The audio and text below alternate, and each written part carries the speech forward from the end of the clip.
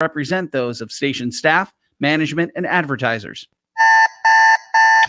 Don't hit snooze, it's Sunday. And every Sunday morning starts with Out Live on Fox Sports Radio. Now live from downtown Las Vegas, it's Out Live's Brian Feldman and former UNLV quarterback Caleb Herring. Live at Kickers Gaming and Sports Bar.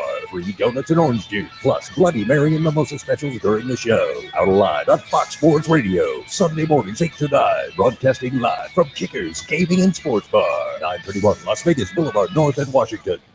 Kickers Gaming and Sports Bar is a new standalone sports bar and gaming facility in downtown Las Vegas. Located just down the road from Cashman Field at 931 North Las Vegas Boulevard, Kickers is the perfect place to watch and hear all your favorite games and sporting events. A unique and intimate atmosphere that includes 17 big screens and 15 gaming machines. Kickers caters to hockey fans with a center ice package, and when our Vegas hockey team is playing, enjoy $2 shots throughout the game and free shots every time they score. For football season, Kickers has the NFL ticket and is a Green Bay Packers bar. During every Packers game, Kickers gives away jerseys and raffles off Packers gear. Kickers is also the place to go for UFC fights and pay-per-view events because they show them all. And Kickers pays it forward like no other establishment in Las Vegas, welcoming first responders and frontline workers with 50% off their tab all day, every day. Follow Kickers on social media to stay informed about all their events, viewing parties, and happenings. One visit and you'll become a regular. Check it out today. Kickers Gaming and Sports Bar, downtown Las Vegas at 931 North Las Vegas Boulevard.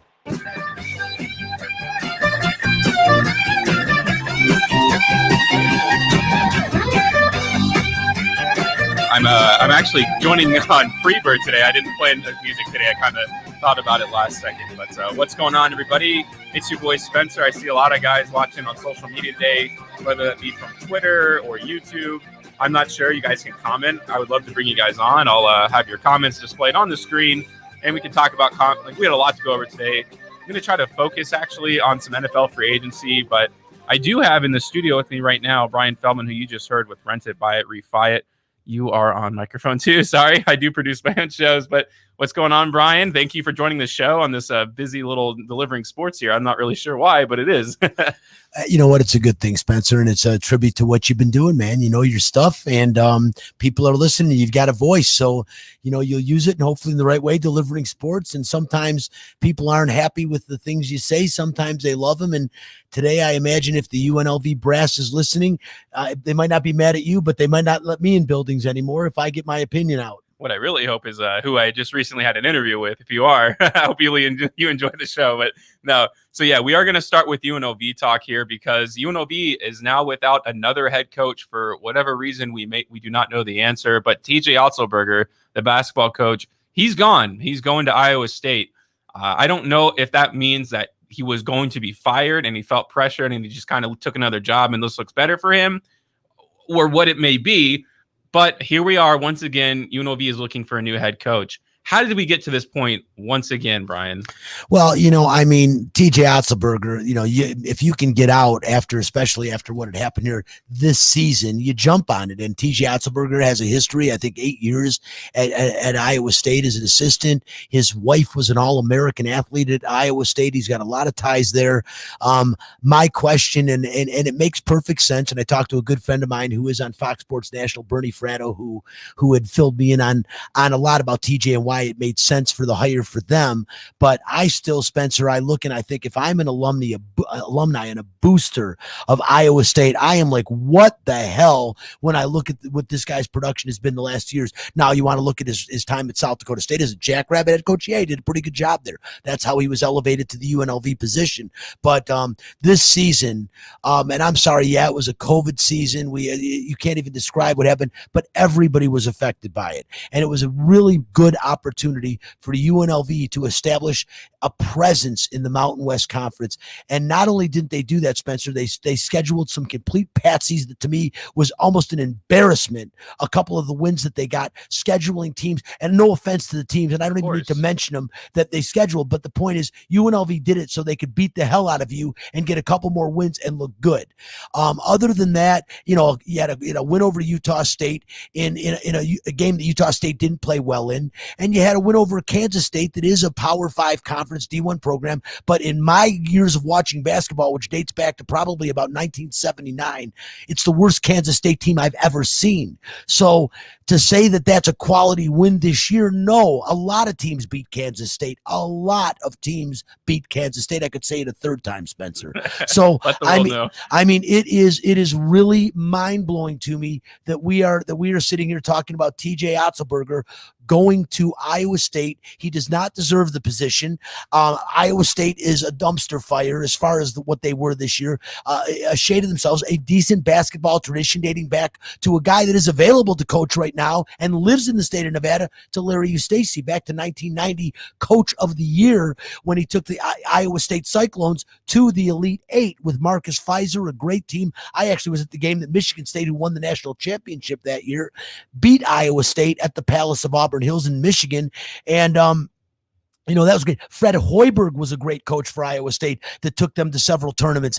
I do not know what they're thinking of this move, other than the tenure that he had there, other than the fact, there is a lot of ties. But boy, when you say politics is everything, this would be one of those cases that it's a prime example of, Spencer. I can't imagine it in any way, shape, or form being a good move for Iowa State, because they're going to have to pay this guy 7 figures, because that's what that division and that conference demands of a player. He was the highest paid player coach in the Mountain West Conference, which to me was a slap in the face of guys who have done it for years in the Mountain West Conference and are established, successful coaches like a Leon Rice at Boise State. How is he getting paid more than that guy? Steve Alford, who didn't do great at UCLA.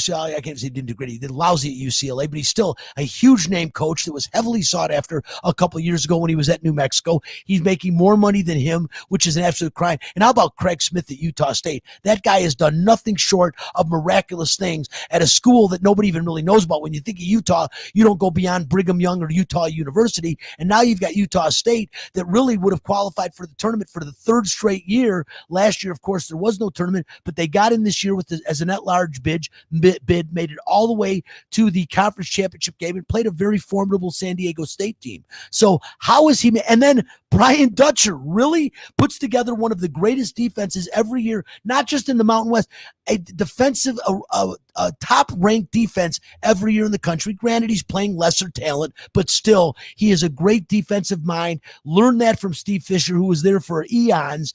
And how in the world was Otzelberger making more than all of them? I don't know. And again, and I'm letting you take over the mic, Spence, because I'm done ranting. It makes me sick. How in the world is this guy going to go make 7 figures at Iowa State and leave UNLV again in worse condition these years? It's like the 6th head coach in like 10 years. Unbelievable. Well, this wouldn't be the very first ever time we've seen a head coach go from UNLV to be successful. We were on the phone. We talked about Lon Kruger, and David Rice, we talked about, was probably a lot more successful than people would like to give him credit for, at least scouting wise. And I don't know. It's one of those things, right, where he probably was about to get fired. I mean, I think that's how bad this season was. So I guess in this way, he kind of keeps his dignity. How he gets an upgrade, I'm not sure. But we also saw the Texas Tech coach come here, see the facilities, and run north the other way after essentially signing a contract. It's at some point, it has to be UNLV.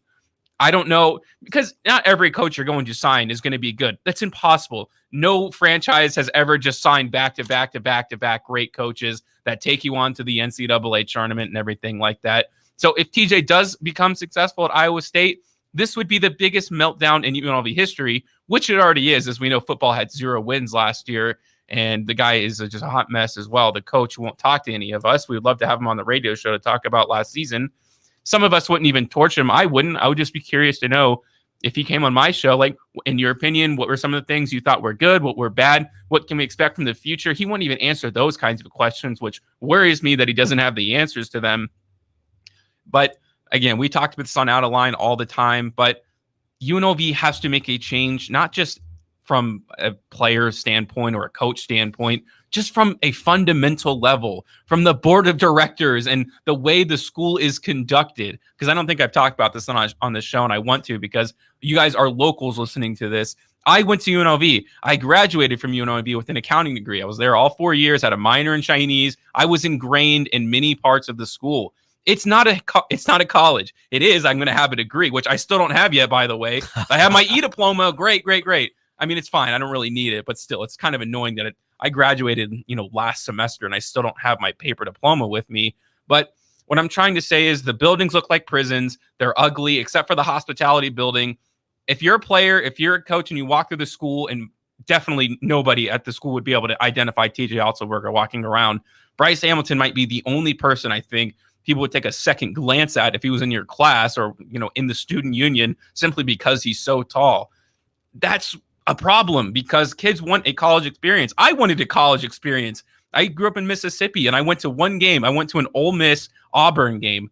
And it was one of the best experiences of my life as a young adult, just to see how excited people were to go into the stadiums. And there was just buzz around young people. When me and you go to UNLV games before the COVID pandemic hit, I don't think there was a single college student in there. It was the season ticket holders who remember when the UNLV was good and they bring their kids with them. People my age are not going to the game. And until that changes and until people are excited to go back to UNLV, we're going to be doing this every year. We could hire whoever as head coach, and I think that should be Luke Walton when he gets fired from Sacramento, and they should pay him whatever they want just because he's a name. I'm not saying he's a great head coach. He really isn't, but I think he'd be better in the college scene.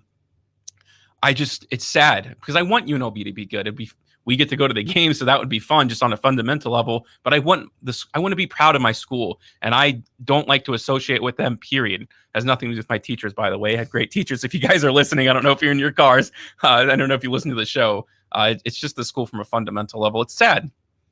Spencer, it is. And I feel bad for you. We've talked to Caleb Herring, the former last quarterback to take the team to a bowl game, who's been the coach on Out of Line for a long time, switched his schedule around. So right now he's on a temporary leave and Spencer gets to fill in for him, which I'm really happy about. We get a chance to banter every Sunday morning, but Spencer, it really is. It's a shocker. I mean, I jokingly, but seriously, that's almost an oxymoron, but on the show on Sunday said that, there's no school that probably was happier about a pandemic than UNLV, because with the pandemic, they had about the same amount of fans in the stands as they would have had without one. And so this makes it, they can sit there and say, well, the pandemic, when really, no, that's almost what the building looked like before the pandemic. And it is because of the product they are putting on the floor. And what's so sad right now is, Tony Sanchez, again, I want to say, was a really good guy and an excellent high school coach. Was excellent in California, came to Gorman, and he continued to keep Gorman as a national powerhouse at the high school level. I think he should have probably went into college as a coordinator and worked his way up and learned the college game, the psyche of the college athlete. He didn't do that. He jumped right in out of high school as a head coach. It is very difficult to make it from high school. It is a big jump, just like it's a big jump from college to the pros, and not a lot make it. And but Tony Sanchez was an incredible community leader, and Tony Sanchez was able to, out of a relationship, get the Fertitta Center built, a $30 million complex, one of the nicest in the country, that is on the campus at the University of Nevada, Las Vegas. And that alone should be a recruiting element. When you look at some of the bigger universities, I know that the workout facility here in Las Vegas is better than the one at Michigan State University, where I graduated from, and yet you can't use that to recruit. Not only that, your football team is now playing in one of the most state-of-the-art facilities in the world in Allegiant Stadium. Aerodynamic, it is just a beautiful facility, Spencer. We've been in there a few times watching football games, and it is like, wow, to be able to use that to recruit should also be a help. And again, no matter what, the Thomas and Mack Center may have been around for a while thanks to Jerry Tarkanian, but again, that is an incredible basketball facility, a great facility to watch a game in, and I can imagine as a collegiate athlete and a basketball player how fun it would be to play in that building. And yet you can't recruit at this university with all of that. It is really difficult, and you got to go from the top down. And the top, of course, would be Keith E. Whitfield right now as the president of the college, a new president. You got to give him some credit. Let's see what he's going to do. I know that right now our current athletic director is lobbying for her job back, when a little while ago she took her name out of the hat at UCLA. That still makes me want to vomit, because we know she wasn't getting the job, and she took her name out of the hat as soon as she knew she had no chance of getting the job. But again, Keith Whitfield, what is he? He's a seasoned university administrator and a prolific scholar in fields of psychology, health, and aging. I don't hear sports in there.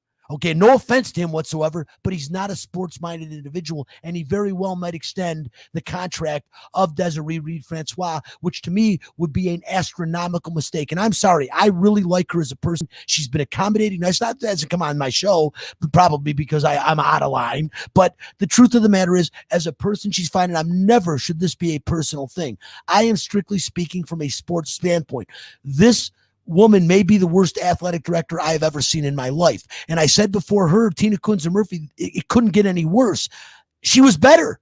I mean, the thing she'll live with forever was firing a coach, being pressured to fire a coach in Dave Rice in the middle of a season, which was a huge mistake. And I know they look back on that now. But again, this is something that has to be corrected. It has to stop. It has to start from the very top. And I sure hope they don't give her credit for TJ Otzelberger getting elevated to a D1 Power 5 conference program in Iowa State, because she does not deserve credit for that. It is strictly based on his tenure and his ties to that university. I think it's a mistake, and I think in 3 years he'll be in the unemployment line. I don't see him turning that program around. And Spencer, for you and all other UNLV graduates out there, hang in there. I want to have faith. I want to believe as the populace grows in Las Vegas, as things grow, and there is a stadium, that somehow things will get better. I just don't know. I'm not sold on Marcus Arroyo at all in the first year of his body of work. The UNLV football team may be the worst I've ever seen. Again, you have to take into account the situation, the times, and I do that. And it's his first year. You don't like giving anybody a pass, and I understand that, Spencer, but I give a guy a pass who just started in a pandemic season and say, give him 1 or 2 more years. I like to give coaches 4 years. I say, just like a college athlete, it's a 4-year scholarship. Give them 4 years, because by the 4th year, it is their team, and they should be allowed that. I thought Marvin Menzies was given a raw deal only because I think he deserved 1 more season to get that 4th season. But you know what? TJ Otzelberger wasn't on the hot seat. He would have had another year, maybe 2 more. But my God, Spencer, something has got to change. And I hope Keith Whitfield really takes a look at the situation, gets involved on the sports level, and realizes that that is a big part of revenue. Make the boosters and the alumni happy. Fire her. True. Clean house, and let's turn this program and this city around with a good college product, which they used to have. I can imagine that right now, Jerry Tarkanian's bones, if you could see in his casket, is a mummy, because he's turned over in his grave so many times. I agree with you, and we can talk about this forever, but it's so depressing. I would like to talk about something that is actually nice, and something I haven't talked about in the show for a while. But we are local here, so I want to talk about the Golden Knights with you. You know a lot more about the intricacies of the team. They're just rolling right now through whatever it is, whoever they're playing. I know they play in the worst division in hockey right now, like pretty much bar none. I don't think anyone's even close, but they're taking care of business.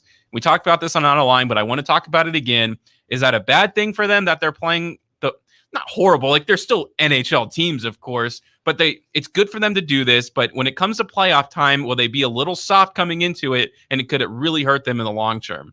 Well, Spencer, I don't think you're giving the West Division enough credit. You are right. At the bottom of the West Division, there are some bad teams. The Ducks are horrible this year. The Sharks, they blew a 3-1 lead with 10 minutes to go in the game on Wednesday night. I was there and watched it. It happened to be some of the 10 of the most exciting minutes I've watched in hockey, 3-1, and the game ended 5-4, all in the last 10 minutes with the Golden Knights coming out on top. They were down 3-1 to the Sharks. The Sharks are a bad team this year, but the bottom line is the top of the division with the Golden Knights, the Colorado Avalanche, and the Minnesota Wild. Those are some good hockey teams. Even the St. Louis Blues, when they put it together, can play some hockey. So I don't want to say the worst division like it's horrible. It's not. The Avalanche, I think, can beat anybody in hockey, as can the Golden Knights. But this Golden Knights team, Spencer, regardless of what division they play in, they are special. And they prove it time and time again. Mark Stone is an elite hockey player. It's so nice that the first C awarded on this team, because they went without a captain for the first 3 seasons. Now they have one, and it is Mark Stone, and boy, is he deserving of that moniker. This guy plays 2 ways. He's great on the power play. He's great on the penalty kill. He is just a great hockey player, and probably of the elite hockey players in the National Hockey League, the least talked about of being an elite player, because you have like guys like Austin Matthews and Connor McDavid and Alex Ovechkin that are so over the top, you don't think of Mark Stone. You should. And I'll tell you what, Alex Tuck finally has come into his own, Spencer. Spencer. Oh, wow. This guy is scoring left and right. I've said for years he has some of the softest hands in the NHL, and eventually we'll see it since he's been up here with as a rookie in his first season. This guy he's got the size, the presence. He got hurt last year and he fell off a little bit, and people wondered, wow, is this going to be what happened to Alex Tuck? What's happened to Alex Tuck is he is making himself an elite hockey player. Alex Tuck's going to be an all-star this season potentially, and he is something special. And of course, you go down that roster. I know Max Pacioretty's gotten under your skin a few times here and there, but he is a gritty hockey player. He might take just errant shots, but I still think he is a big part of this team. And I'll tell you, Spencer, one thing about Max Pacioretty is Mark Stone loves him. And do you want to get rid of a guy that your favorite player loves and works well with and teams up well with? Well, Stone will play with anybody, but I like Max. I like the whole team. I like the chemistry of this team, and the role players on this team are even good. And you've got, spirit in the locker room. You've got tough guys with Ryan Reeves and some of the other players they developed, and picking up the defenseman we picked up in Alex Pietrangelo this year. It was a great move. And of course, we can't talk enough about Shea Theodore, who has in just 2 seasons elevated himself to be one of the top 5 or 6 defensemen in the National Hockey League. This is a good team, a fun team. And now that they're letting fans in, people, whatever you got to pay to go watch the Golden Knights play, pay it. Because again, and another guy, the ageless wonder in Marc-Andre Fleury, they bring in Robin Leonard to replace him last year. He did throughout the postseason for the most part. And this year looked like it was going to be 2 to 3 games for Leonard, 1 game for Fleury. Leonard gets hurt, and Marc-Andre Fleury once again playing the best hockey of his career in the later stages of his career. And with him playing this well and Leonard getting healthy and backing him up, for God's sakes, man, if they're going to win it, Spencer, this might be the best Stanley Cup contending team that Vegas has had since they've been in since the initial season. Well, since you say that, I'll ask you this as well. The Golden Knights have been good in the first 2 seasons. They went to the Stanley Cup Finals in the first one. So as you've been watching this team, does it feel different from you? Do they still feel like the same team that's good, but it's not going to make it happen in the playoffs? Is there a different factor to them? What is it about this team this year that you like so much? 2 words: Peter DeBoer. Peter DeBoer has given this team a bit of a facelift. Peter DeBoer is a no-nonsense type of player, soft-spoken to the media, tough to get this guy angry. He is even keel, and his players feel that. And Pete DeBoer is not scared to mix up lines, to keep changing things until he finds the right formula. He's been famous throughout his coaching career for finding the right chemistry between players and putting the right lines on the ice. And he has upset a lot of teams, including the Vegas Golden Knights a couple of years ago when they played San Jose. They were clearly a better team. And granted, a lousy thing happened in Game 7. We'll never forget that here. Every Golden Knights fan feels a bit cheated. But Peter DeBoer is the real deal. I love Gerard Gallant. Gerard Gallant's an ex-Detroit Red Wing, Spencer, and I think he was the perfect guy to start the expansion team. We might see him do that up in Seattle. Who knows? But the difference is Peter DeBoer is the real deal. This guy is in line to win a Stanley Cup, and I think he has the goods and the wherewithal and the knowledge to take this team over the top. But that, to me, is the X factor, not what's on the ice, the guy calling the shots behind the bench. And I think we've all embraced him and realized why that move was made now, because you could grab a guy like Pete DeBoer. He's one of the best coaches in the National Hockey League. Yeah, and I was on top of the Gallant firing like right when it happened. That it was a little bit of a weird timing. Of course, they were in Canada, so none of our normal guys could cover it. So that's where the issue was. But I think the idea of firing him was absolutely correct. He was not getting it done against the best teams. And we know Peter DeBoer can do that. For me, it is Pietrangelo. And that sounds like the obvious answer, and it is. But last year, you have this wild card in Shea Theodore, who's this defenseman that can score. But it kind of got figured out. The kind of defenses adjusted. But you can't adjust when Shea Theodore and Pietrangelo are on the ice at the same time. He started the season a little slow offensively. He's picking that up, and he's brand new to the team, right? This developed team, established team that has been very far in the playoffs, most of the players.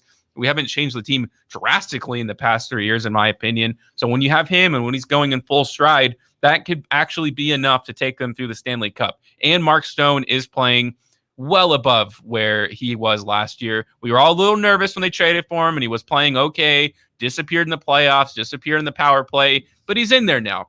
And I think we put and he's even throwing punches, Spencer. Yeah, and I think we put too much high expectations on brand new players in hockey. It's one of the more complex. I mean, your chemistry has to be so on point with these guys. This puck is flying around like crazy. It's not basketball where you can pass it around. Guys are doing their own thing. No, you have to be one cohesive unit. So that was some Golden Knights talk, and now I would like to transition into some free agency, and I'm actually going to bring this my dad on for this because I'd have no idea. Again, I never know what the Raiders are doing. I gave myself high expectations, and they've just completely blew it away again because Mike Mayock is literally just one of the worst GMs I've ever seen in my life.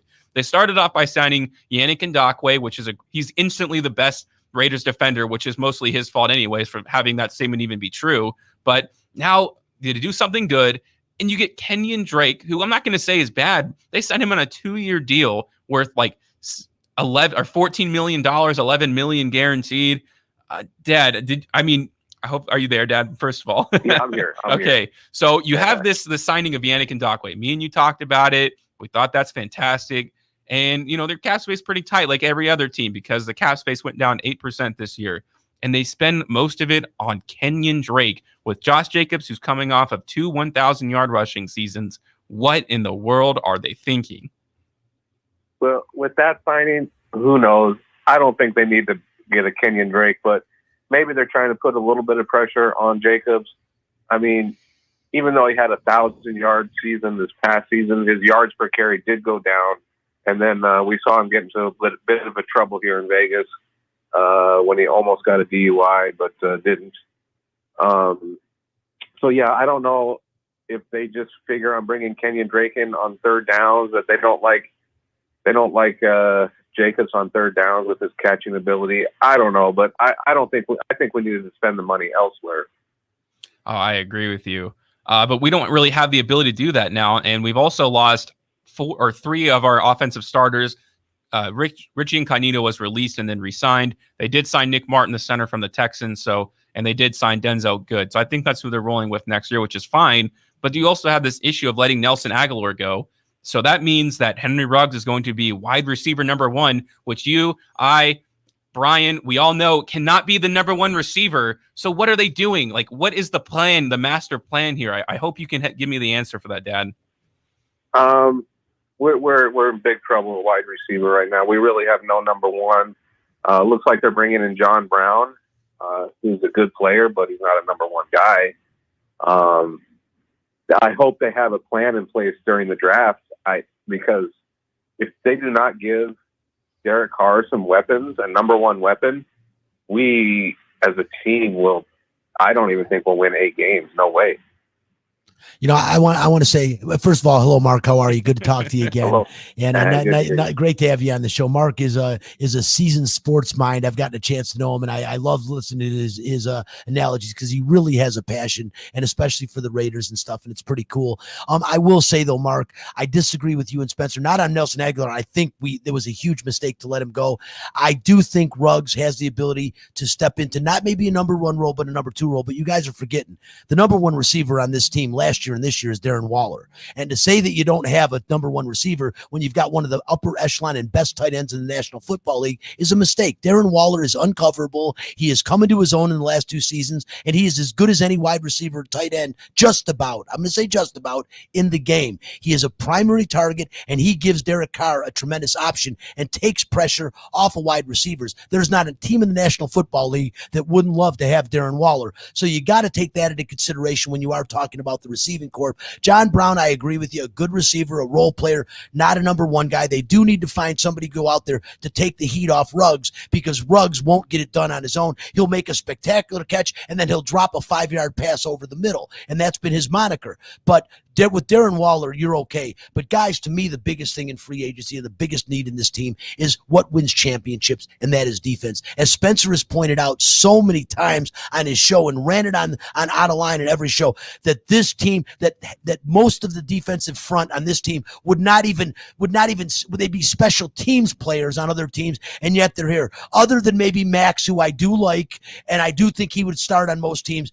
That's it, man. They are empty. Since they got rid of Khalil Mack, this team hasn't had a presence on the defensive front yet. And without a presence on the defensive front and having to face teams like the Kansas City Chiefs twice a season, you're in a lot of trouble. And now you've got San Diego, who's got a quarterback that can do some damage too.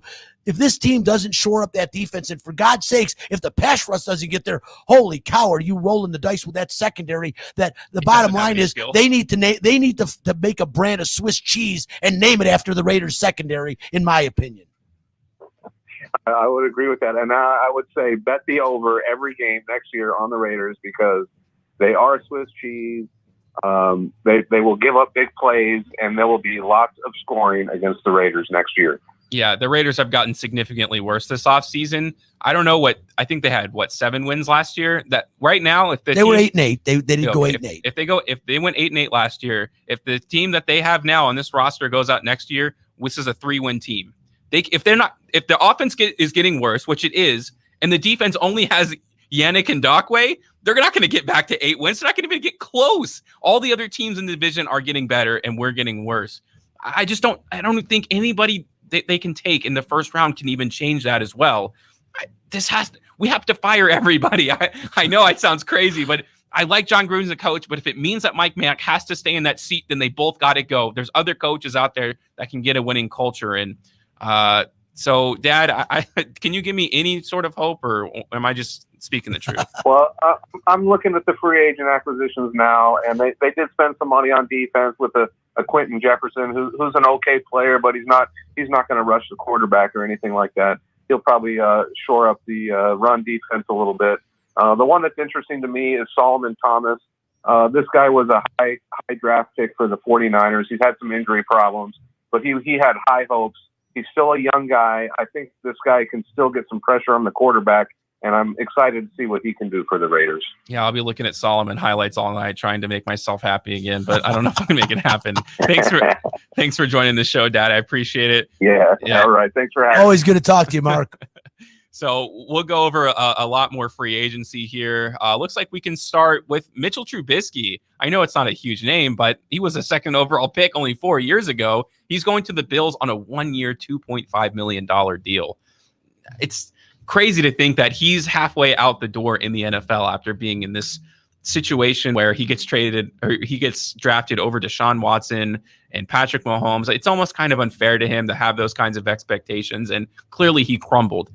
What I think he should do, well, first when we get into that, do you think his career extends over 3 years? Like, is he in the NFL 4 years from now? Probably if he's a backup, Spencer. He's, when you've got starting experience in the National Football League, you can be as a backup. Mitchell Trubisky, at times, the one thing he can do, he can run. He's a big guy, and he can tuck the ball away and run. And I think that to spell a quarterback, or if a guy went down for a game or two, yeah, I think he's confident. Believe me, guys have hung around this league like Dwayne. I can name a ton of quarterbacks that have stuck around for a long time as career backups.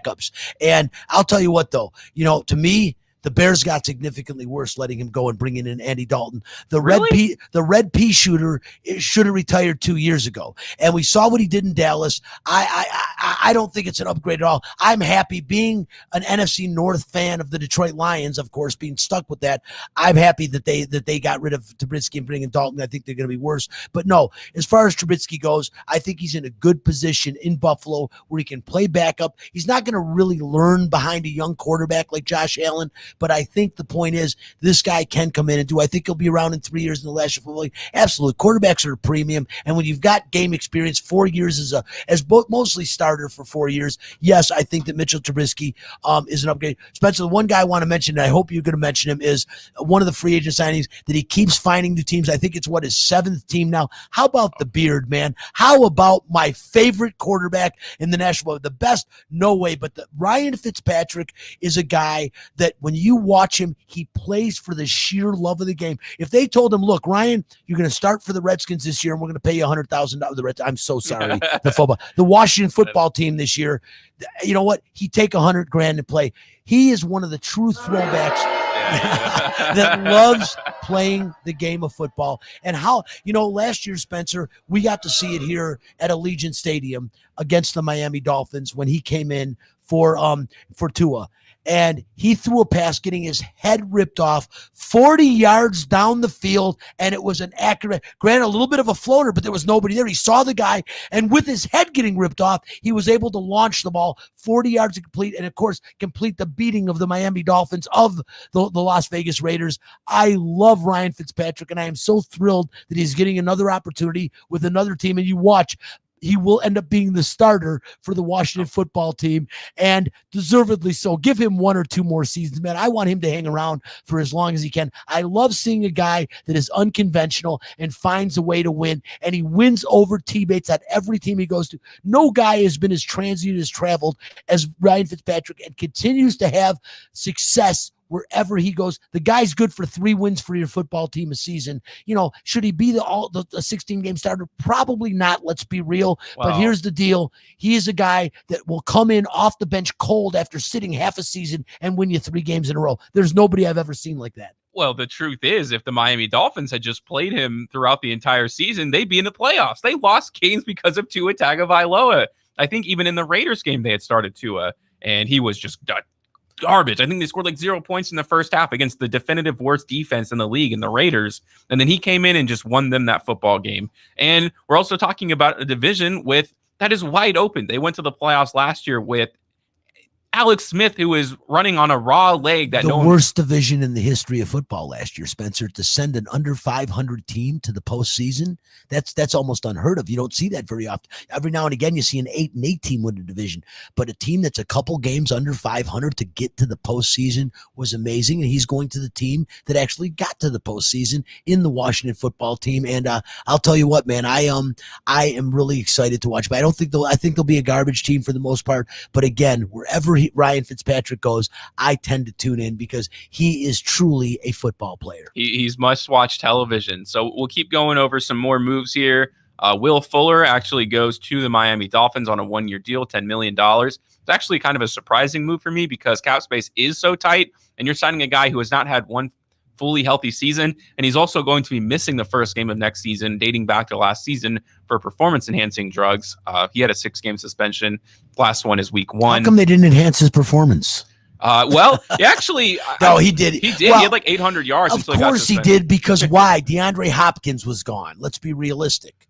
And I mean, that's why he had such a good season. He was more counted, and he became almost the number 1 receiver over there. They had Brandon Cooks too, but he really was the guy, or supposed to be the guy going into the season. So to me, he should have had 1,200 yards, not 800 yards last year. Well, kudos at least to the Dolphins for trying to give some weapons to Tua. Looks like they're sticking with them, which they should. He was a rookie last year. Oh, Tua, I think I think he'll get back into the flow of things and stuff. He was a rookie. Give him a break, and I think Tua will be an okay quarterback in the National Football League. I'll tell you what, I would rather have him than the Red Rifle throwing for me for the Bears. I'll tell you that. Yeah, I don't know why you're saying that. He's taken the Bengals to the playoffs multiple times. He was 1 game under 500 last year. Why don't you Google him right now and tell me how many of those playoff games he won? 3 of them were at home, Spencer. You're playing in play. Also he loses, but he loses playoff games at home. That's almost sacrilegious. I don't gamble on sports very often. The biggest money I made was betting against the Bengals when they made the playoffs at home with him as their quarterback.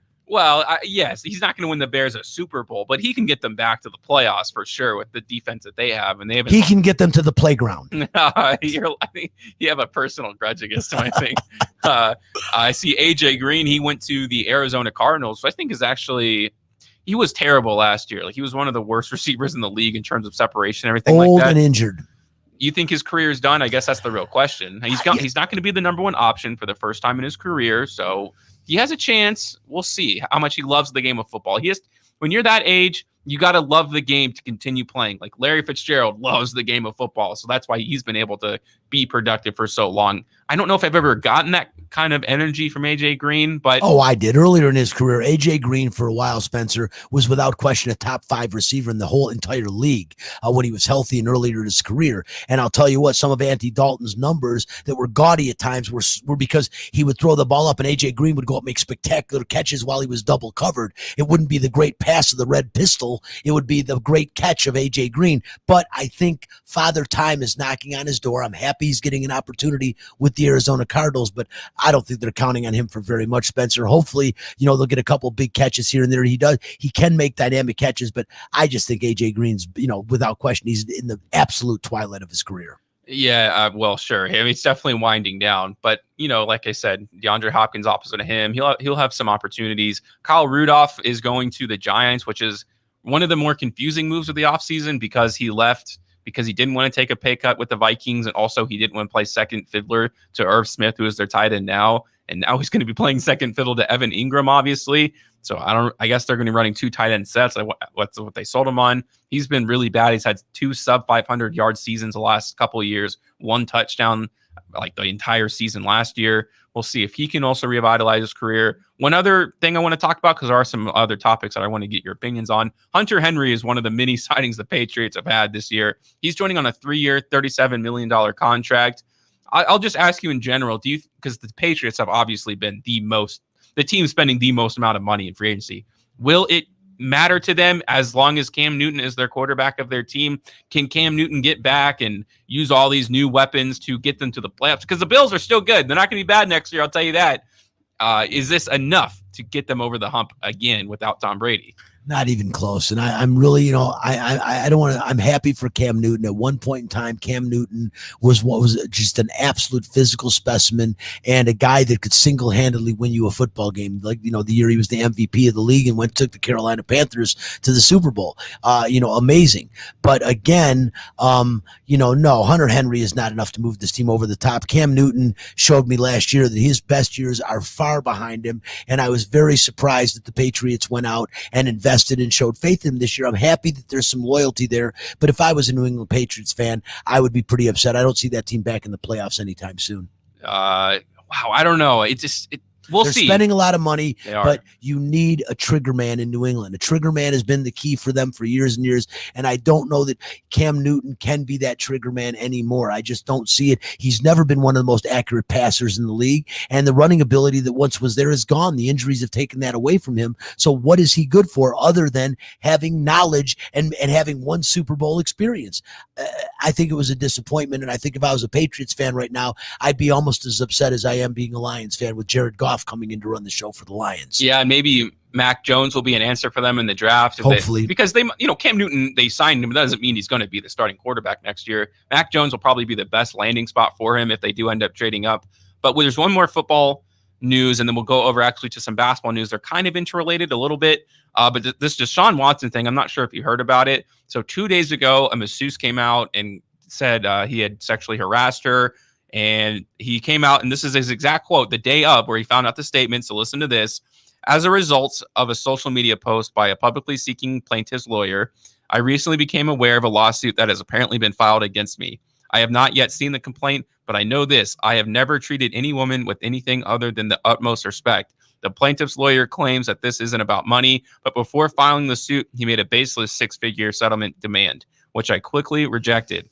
Unlike him, this isn't about money for me. It's about clearing my name, and I look forward to doing that. So a lot of people thought this was a diversion from the Texans organization to quell any trade talks. Well, the next day, 2 more masseuses came out with their own claims. One of them was actually sexual assault, not sexual misconduct. And now today, it's up to 7 lawsuits, and they're all masseuses with very similar stories. There's even a text message out there which says, I wish I could find it here, but he apologized. So it doesn't look great for him. And what I want to say about the situation is, of course, he's innocent until proven guilty. I'm not going to sit here and tell you to go on his social media posts and call him bad names and all that kind of stuff. But if it's true, he needs to be banned from ever playing in the NFL or any football league ever again. And the reason I say it needs to be this harsh is because we've just saw Josh Jacobs get a DUI with nothing happening. We saw Melvin Gordon for the Broncos running back. He got on camera on a DUI, and they dropped the claims the next day. These football players are getting away with some atrocious stuff. There was a place kicker for the Giants as well, which was like 5 years ago. He admitted to domestic abuse. The team knew about it, and he was not fired. They're going to continue to do these kinds of things as long as there's no punitive action. Let's all remind ourselves, these guys are millionaires and they feel untouchable. So when they see guys, especially like Melvin Gordon, who is not a top running back anymore, Josh Jacobs is only in his 2nd year in the league, and even their cases are being dropped. If Deshaun Watson is able to go through this and just continue to make $25 million a year, we are going to see more things. And it may ramp up because, again, these guys feel like they're on top of the world. They felt that since college when they go through these college campuses, and a lot of them are illegally recruited. We know that. It happens every single year. LSU, the year after they win the national championship, self-ban themselves out of punishment for illegal recruiting. So we know what's going on. There has to be something so harsh that it deters them from actually doing it. Do you agree that if it's true, Deshaun Watson should be banned from ever being a quarterback in the NFL ever again? I mean, sexual assault, sexual harassment is a suspension for sure. And if it's sexual assault, yeah, Spencer, this has to stop. And this air of invincibility that these NFL players have, an entitlement, is ridiculous. But, you know, you're talking about young kids with a lot of money, man, and you feel untouchable. You think you're the greatest thing since sliced bread. And yeah, this is really, really disturbing, especially how adamant he was in denying the first one that came out. And then all of a sudden he realized they started coming out of the woodwork, and I commend her for coming out and saying this. And because you do put yourself out there in a big way, you're going to get harassed, you're going to take a bunch of grief.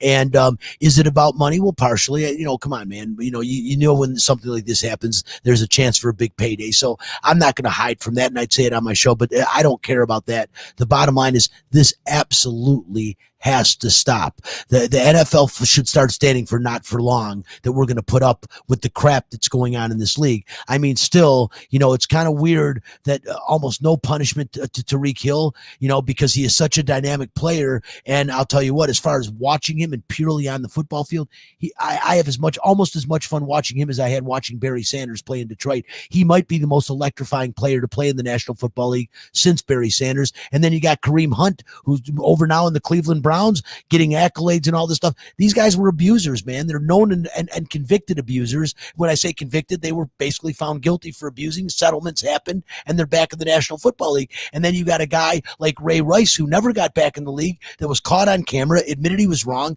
His wife came out to try to speak to him.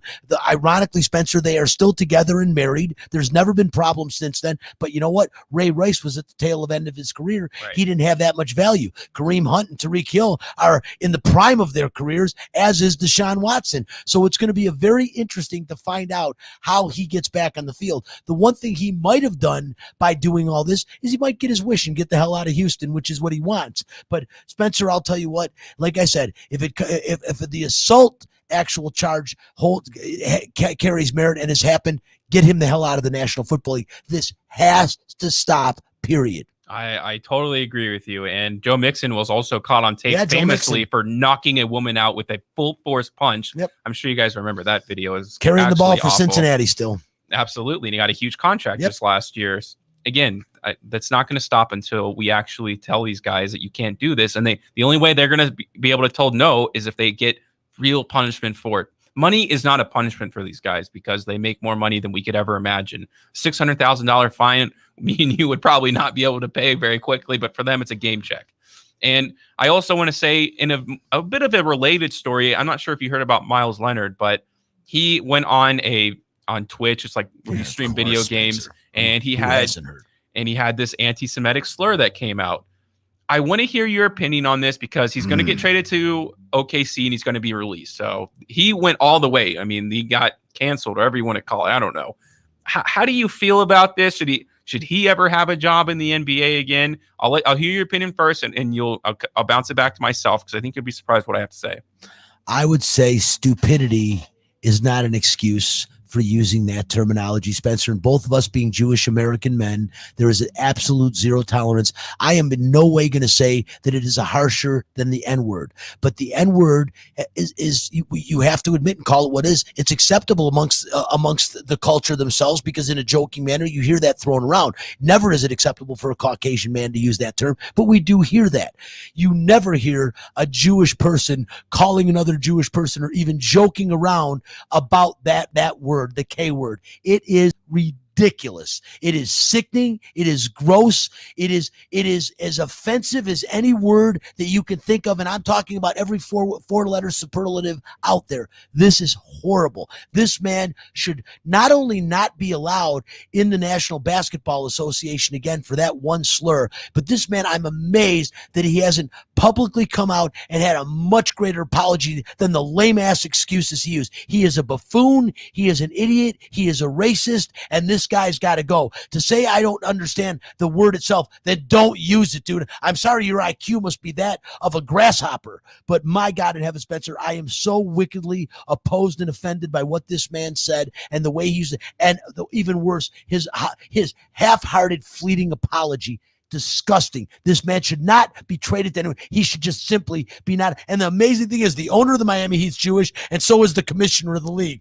Wow is all. When I first heard it, that was all I could say was my eyes got as big as my forehead, and I said, wow, are you kidding me? It's true. And I think he did say the word because he just has no idea what He's it an means. idiot. And Julian Edelman came out and offered to take him to Shabbat dinner and stuff like that. That was great. But I don't know. I mean, I do feel that the only thing I worry about is that he'll now become the face of anti-Semitism by saying this word. Okay. He's what anti-Semitism is. And that is not what anti-Semitism is.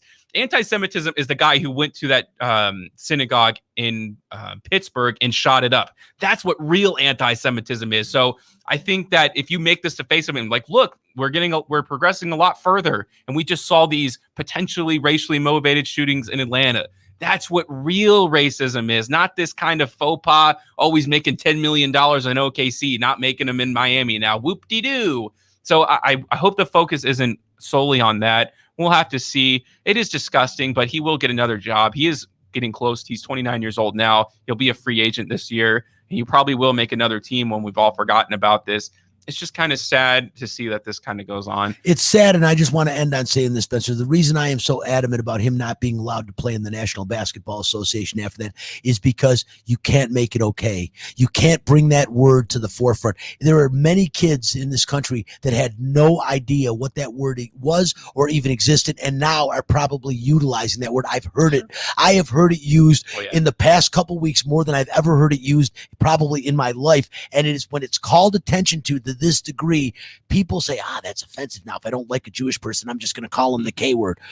That's why, to me, not that I do not think Will Leonard is the biggest anti-Semite out there. I don't even think he might not even be anti-Semitic. He was foolish and he's stupid. And that's what I say. He's an idiot. He's a buffoon.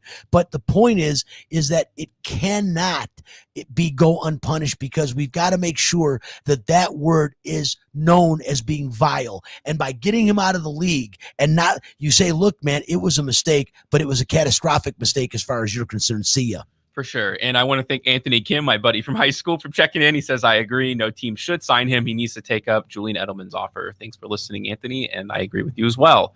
I do want to end the show. I don't know this guy personally, and I don't think you do either, but I was not part of his era. But I did want to mention that the marvelous Marvin Hagler did pass away at the age of 66. So I wanted to send my condolences out to him. And the one thing that I think is worth noting, that there were some lies going around that he may have died from complications due to the COVID-19 vaccine. Basically just part of this rhetoric to tell people not to get it. I do not agree with that. And his wife came out and adamantly disagreed with it as well. But Marvin Hagler represents a time back in the day where boxing actually mattered. And I don't know, do you have any favorite memories from the guy when he was going? Oh my God. Well, I mean, I love the hitman Tommy Hearns, of course, being from the Motor City and the famous Emmanuel Stewart's Kronk gym in Detroit. And I'll tell you what, he made mincemeat of him in the ring, 2 punches and knocked him out. Marvelous Marvin Hagler, pound for pound, Spencer. I did get to watch him when I was about your age. And I'll tell you what, he was one of the most exciting fighters to watch. And I'll tell you what, there's probably a handful of fighters that other fighters getting ready to fight him actually feared. He was one of those guys that was feared by fighters. And I think guys on their way up ducked him a little bit because he could end your career. I mean, the epic battle with Tommy Hearns and with Sugar Ray Leonard, some of the greatest bouts I've ever seen in my life. He was what made boxing great back in its heyday. He was one of those people. And again, to overstate it, pound for pound, one of the greatest fighters in the history of that sport. God rest his soul. Thank you, Marvin, for entertaining us the way that you did, because you were back when I really loved watching professional boxing. He was right there in that heyday, and that class of boxer with guys like Pepino Cuevas and Roberto Duran and Sugar Ray Leonard and Tommy Hearns, who I mentioned. He was right there and a lot of fun to watch, and he might have been better than all of them. Yeah, and that's when boxing, I think boxing actually was dead when Mayweather took the fight with Conor McGregor.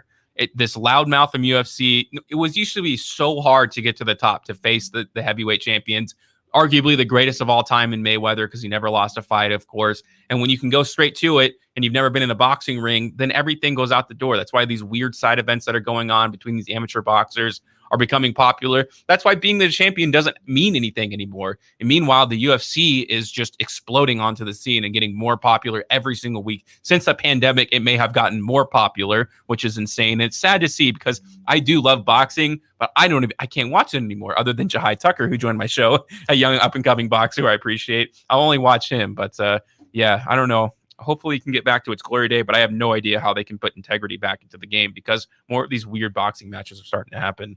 But that looks like it's all the time that we have, unfortunately. Thank you so much, Brian, for joining the Delivering Sports Show once again. It was a really awesome show. And, you can see us on Sunday as well. We'll be at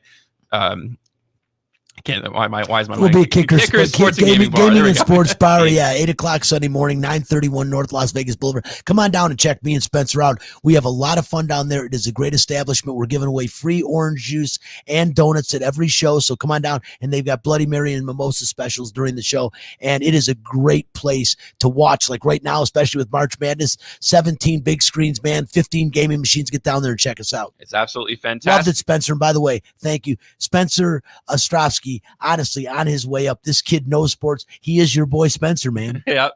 Many more Fridays, many more Delivering Sports shows, guys. We'll see you next time. Coach Harvey Hyde is heard right here. AM 1400, KSHP, North Las Vegas, and KSHP.com. Disaster, according to Texas Governor Greg Abbott. Anytime we're dealing with the massive amount of influx of people coming across the border, that would be a humanitarian crisis and a big challenge. Now knowing the magnitude of the spread of COVID in these areas, this is occurring during the course of a pandemic, and it's endangering lives as we speak. The governor speaking to Fox News. He also reported that 10% of migrants being held at a facility in Midland, Texas, have tested positive for COVID-19. And New York Governor Andrew Cuomo is facing harassment allegations from another woman, this time from a current aide. The woman, Alyssa McGrath, told the New York Times about her experiences in the governor's office.